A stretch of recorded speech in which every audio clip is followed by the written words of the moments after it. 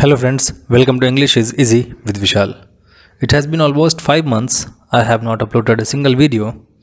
So सोचा आज एक बना देते हैं और जैसा रिस्पांस होगा उसके अकॉर्डिंग कंटिन्यू करेंगे।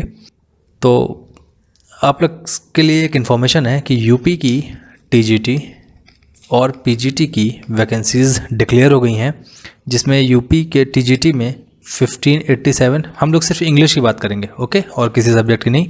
और बालिका वर्ग के लिए 196 वैकेंसीज़ हैं। पीजीटी की बात करेंगे तो 269 पीजीटीज़ की वैकेंसी है, उसमें बालिका वर्ग के लिए 28 वैकेंसीज़ है। इसकी जो लास्ट डेट है वो दैट इज़ 30 नवंबर, ओके। तो फॉर्म ज़रूर फिल कर दीजिएगा। पंजाब में एक एग्ज़ाम होता है जो कि इक्वलेंट है, मास्टर कैडर बोलते हैं उसको, और टीजीटी के इक्वलेंट है वो। उसका भी एग्ज़ाम हो जाएगा, मुझे लगता है 6 को एग्ज़ाम है और प्रिंसिपल्स का, और 29 को एक भी एग्ज़ाम है। तो इन दोनों के बीच में कोई संडे आएगा और वो एग्ज़ाम करा देंगे, ठीक है। अब सवाल उठता है कि यार तैयारी कैसे करनी है, क्योंकि तैयारी करते करते बहुत टाइम बीत गया है और एक सरकारी नौकरी का जो एक ख्वाब होता है हम मिडिल क्लास लोगों का, वो कंप्लीट करना है।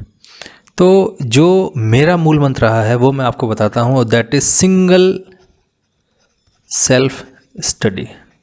और कोई कोचिंग, किसी भी गुरुजी के पास जाने की ज़रूरत नहीं है।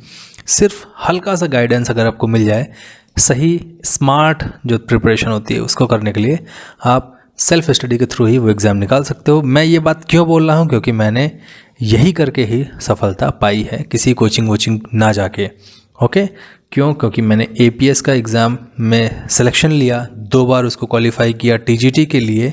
एक बार तो मैं इसमें इंडिया का टॉपर भी रहा था और एक बार किया है पीजीटी के लिए, ओके। इसके अलावा अगर आप लोगों ने DSSB का नाम सुना होगा, Delhi staff selection subordinate board, तो इसमें भी मेरा सिलेक्शन रहा हुआ है, पीजीटी और टीजीटी दोनों में हुआ है। और केवी में भी मेरा सिलेक्शन हुआ ही है, यहाँ तो मैं पढ़ा ही रहा हूँ।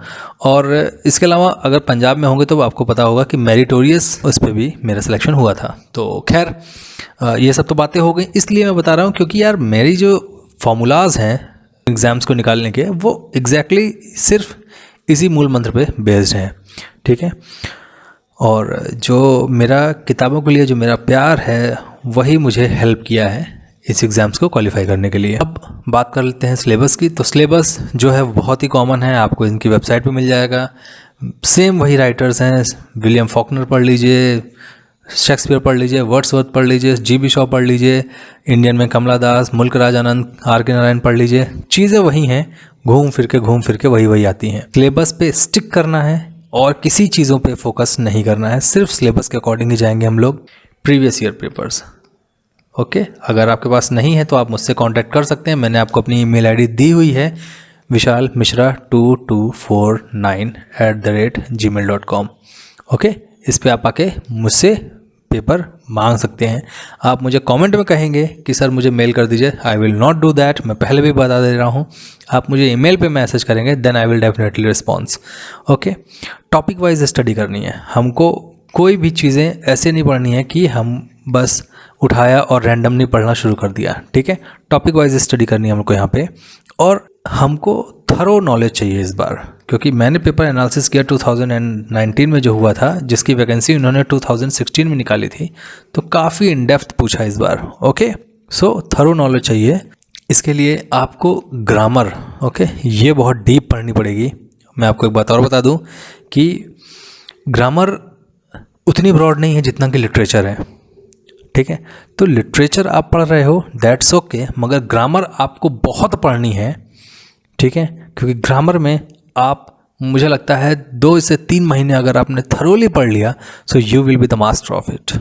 लिटरेचर पे पढ़ते रहेंगे, भूलते रहेंगे, फिर पढ़ते रहेंगे, फिर भूलते रहेंगे, बट ग्रामर एक बार आपके दिमाग में सेट हो गई तो मतलब सेट हो गई, ओके। प्रीवियस ईयर्स पेपर के लिए अगर आपको नहीं मिलता है तो मैंने आपको अपनी ईमेल आईडी तो बता ही दी है। इसके अलावा 7888435093, इस पे मैं, आप मुझे व्हाट्सएप करेंगे and then I will definitely response and I will send you the papers also. बहुत सारे बच्चे मुझसे कहते हैं कि सर आप प्रिपरेशन करा दीजिए, आप आइए और मुझे प्रिपरेशन करा दीजिए, ठीक है, आप टीचर बन के मुझे करा दीजिए। देखिए यूट्यूब पे वीडियो अपलोड करना एक बहुत ही लेंदी प्रोसेस है, बहुत आसान है बट लेंदी है, ठीक है।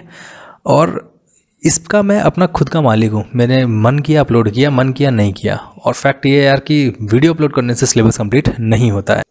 और जब आप किसी से पैसे ले लेते हो, उसको कोचिंग के लिए बोलते हो, तो देन इट बिकम्स लाइबिलिटी।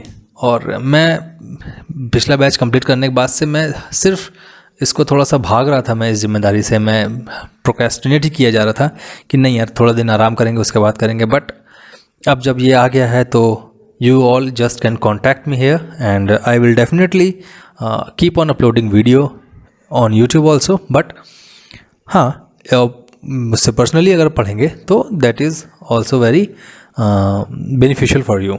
मैं जो पढ़ाऊँगा उसमें मैं आपको वोकेबलरी के बहुत सारे कंटेंट दूंगा और इसके अलावा ग्रामर मैं बहुत ही इन डेप्थ पढ़ाता हूँ, बहुत ज़्यादा जो मैंने पढ़ा हुआ है उससे रिलेटेड।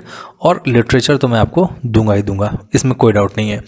मैं कैसा पढ़ाता हूँ और कैसा आपको मतलब समझ में आता है कि नहीं आता है, इसके लिए मैं डेमो क्लास क्या मेरी 150+ वीडियोस हैं, आप उसको यूट्यूब पे देख सकते हैं। आपको पढ़ाने का तरीका, मेरी नॉलेज पसंद आती है then you are very much welcome. Still I would say self study. देखिए मेरे पास आएंगे तो मैं आपको चीज़ें प्रोवाइड करा दूंगा, गाइड कर दूंगा, बट अल्टीमेट जो लेबर है वो आपका ही रहेगा। तो self study is the key and this is the only thing which is going to help you and you are the only person who can help you. Okay, so आप अपने आप को थोड़ा सा बाकी चीज़ें भूलनी पड़ेंगी और सेल्फ स्टडी पे फोकस करके आपको इस पे जाना पड़ेगा।